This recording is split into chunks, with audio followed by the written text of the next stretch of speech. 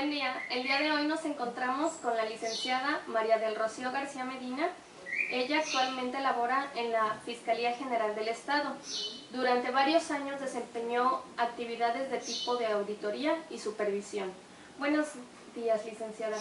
Muy buenos días, ¿cómo está? Mire, le voy a hacer una entrevista, gracias por su tiempo. Y bueno, la primera pregunta es, ¿qué función desempeñaba usted y en qué empresa laboraba cuando fue auditor? ¿Cómo no? Yo desempeñé funciones de auditoría y supervisión. La empresa en la que laboré durante varios años se denominó porque actualmente ya no existe, Impulsora del Pequeño Comercio, IMPEXA, filial de Conasupo.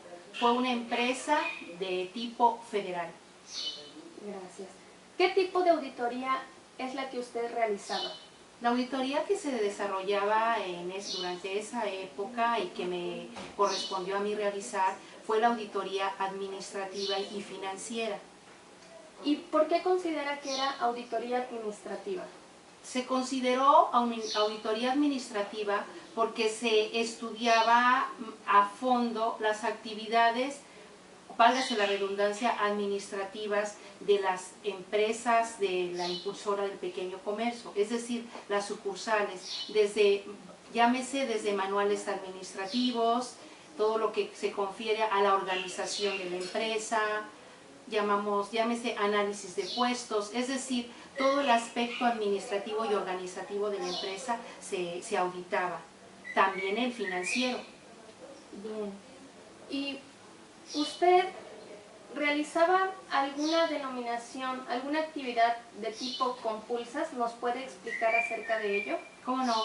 La compulsa formaba parte de la auditoría, es decir, después de hacer una revisión exhaustiva de todo lo que confiere al aspecto administrativo de la empresa, se determinaban ciertos factores en los cuales había, por llamarle de alguna manera, una pequeña desviación que uno consideraba que no era acorde con las necesidades y los manuales establecidos. Se iba a los lugares específicos en donde ella, en este caso, quiero hacer hincapié que la Impulsora del Pequeño Comercio, su función consistía en suministrar todos los artículos de bienes de la canasta básica hacia la sociedad más necesitada. Es decir, era un apoyo para la pequeña industria o empresa, entonces con beneficio a la población usuaria, que era en sí los consumidores finales. Entonces se recurría a las áreas o a las organizaciones en donde se supone se generaba una compra de un bien y se iba directamente a verificar si efectivamente en tiempo y forma se realizaba lo que ellos administrativamente o en libros nos presentaban. Quiero decir con esto, vamos a decir una compra determinada que se realizaba ante un proveedor, invariablemente tenía uno que recurrir a los distribuidores que suministraban ese bien de ese proveedor y ver si efectivamente se estaba facturando en el tiempo convenido. Esto obviamente el gerente de la empresa no lo sabía porque era una información muy confidencial que uno tenía que realizar en cuanto a, por ejemplo, vales de gasolina. Ellos nos decían que hacían determinado consumo, nos presentaban los documentos, tenía uno que ir a las gasolineras a verificar las bitácoras de consumo de ellos y efectivamente se realizaba en ese lugar.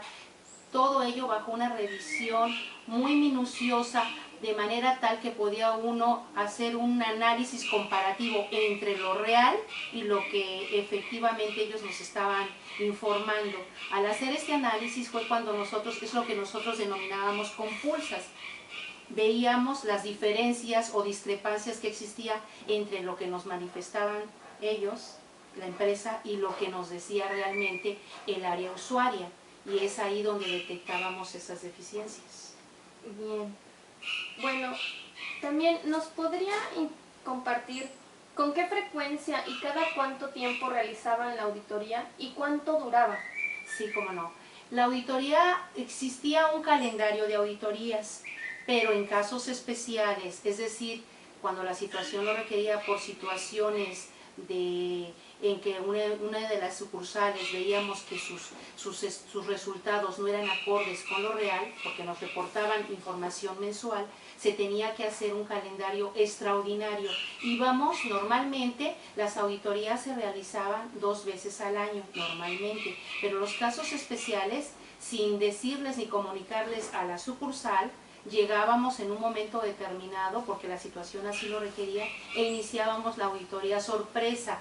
Esa duraba aproximadamente una semana. Con este tipo de auditorías, son auditorías especiales, así las denominábamos. Y nosotros, al llegar, lo primero que hacíamos era sellar los escritorios. Únicamente se les decía al personal que laboraba ahí en la sucursal y al propio gerente que sacaran sus objetos personales y se sellaban los escritorios, no permitiendo que sacaran ningún documento del mismo.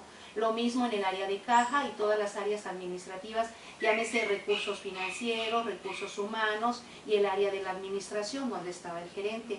Esa era la auditoría especial. Teníamos en promedio una duración de auditoría de una semana, era muy exhaustiva. Iniciábamos desde las 7, 8 de la mañana hasta las 12 de la noche, nos retirábamos de la sucursal. Pero para ello obviamente estaba presente el gerente, se le informaba que se iba a realizar esa auditoría y que por ningún motivo debía de sacar ningún documento que se lo proporcionara a otras áreas para revisión. Se suspendía, entre comillas, no la actividad de la empresa, pero sí todo lo que era el aspecto financiero principalmente.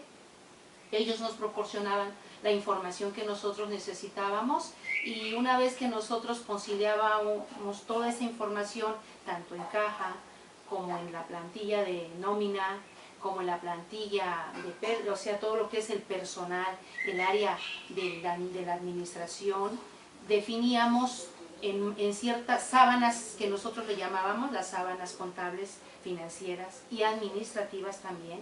Lo que nosotros denominábamos había que arrastrar el lápiz. Ahí nosotros marcábamos todas las incidencias o desviaciones que encontrábamos con base a la revisión que se hacía de esos documentos. Cuando se encontraba, sobre todo en el área financiera, ciertas desviaciones en cuanto a los cheques, al movimiento de caja, todos esos documentos se les pedía que los fotocopiaran y nos llevábamos los originales. Para esto llevábamos un portafolio en donde se metía toda esa información y por ningún motivo permitíamos que ellos quisieran hacer uso de ello, que nos impidieran llevárnosla, pues traemos un oficio de comisión que era muy amplio en donde se manifestaba que teníamos libertad absoluta para manejar todos los controles administrativos y financieros de la empresa e incluso llevarnos la documentación correspondiente si se requería. Ante esta situación, esos portafolios, una vez que se detectaban esas deficiencias o anomalías, nosotros el portafolio lo llevábamos en la mano con unas esposas, estaban esposados los portafolios a nuestro brazo, a nuestra mano, nuestra muñeca, mejor dicho. ¿Por qué? Porque era una información muy confidencial que de momento no podíamos comunicarle al gerente. Teníamos que comunicar nosotros a nuestra gerencia regional del Golfo esta situación en donde el área jurídica tenía que llegar a la sucursal en donde estábamos auditando y previa entrevista con el gerente y con todas las personas que estuviesen involucradas en esa desviación, pues tenían que manifestar lo que en su momento ellos pudiesen defender su posición, pero invariablemente los soportes documentales, todo eso obraba en nuestro poder. Era una situación muy complicada y riesgosa. ¿Por qué? Porque cuando los gerentes se daban cuenta que nosotros ya habíamos observado o habíamos nosotros en previo análisis detectado esa anomalía, pues sí, hubo situaciones en que nos llamaban en particular a puerta cerrada en sus privados. Yo tuve la experiencia de que me ofrecieron muchas veces catálogos de vehículos de último modelo y me decían, escoja usted el que le guste, es para usted, nada más que esos documentos me los regresa. Obviamente la auditoría administrativa principalmente, que era la base para nosotros, era, como siempre se ha dicho, estábamos regidos y hasta la fecha debe de ser así, por el principio de honradez, transparencia. No debemos permitir que por ningún momento nos sobornaran, porque eso no sería una auditoría legal y transparente. De ahí que la importancia de que cuando mandaban al personal a auditar para este tipo de auditorías especiales, éramos personas muy específicas porque sabían perfectamente que no nos iban a sobornar, permitir el soborno, y sabían que no nos íbamos nosotros a dejar impresionar por lo que nos ofrecían. Sin embargo, sí hubo amenazas, nos amenazaban cuando veían que nuestra actitud era pues contraria a lo que ellos pretendían. Llegaba el área jurídica, se enfrascaba en una revisión legal junto con los documentos que nosotros presentábamos, y efectivamente esos gerentes, la mala actuación de administrar la empresa por parte del gerente, el resultado era fincarle responsabilidades. Llegaron los casos que si él no devolvía los recursos que se habían fugado de la sucursal en su momento, se les encarcelaba. Hubo muchos gerentes que fueron a la cárcel, no por causa nuestra, sino por su mal actual dentro de la empresa. Gerentes que en su momento sí nos amenazaron y iba de por medio nuestra vida, pero lo principal para nosotros es el principio de ética y profesionalismo con que desarrollamos nuestras actividades, y creo que eso es la base de una buena administración. Invariablemente la auditoría administrativa no quiere decir que siempre va a haber fraudes o desfalcos. Hay ocasiones, y principalmente creo que hoy en día es lo que se está logrando, es detectar deficiencias, establecer medidas correctivas con acuerdos entre la empresa, la institución y el auditor, para que se logren mejoras continuas que eficienticen la calidad del servicio, pero siempre de ir de la mano con la eficiencia, con la honradez y ante todo la honestidad y el desempeño de nuestras actividades. Bueno, licenciada, pues ahora ya tenemos un panorama más amplio de lo que es la auditoría administrativa, en qué consiste. También muchas gracias por sus experiencias que nos ha compartido, porque muchas veces no tenemos noción de los riesgos en los que un auditor incurre, pero pues le agradecemos su tiempo. De antemano pues quedamos a sus órdenes y pues esperemos volvernos a encontrar más adelante. Gracias, yo les agradezco haberme invitado, muy amables. Gracias.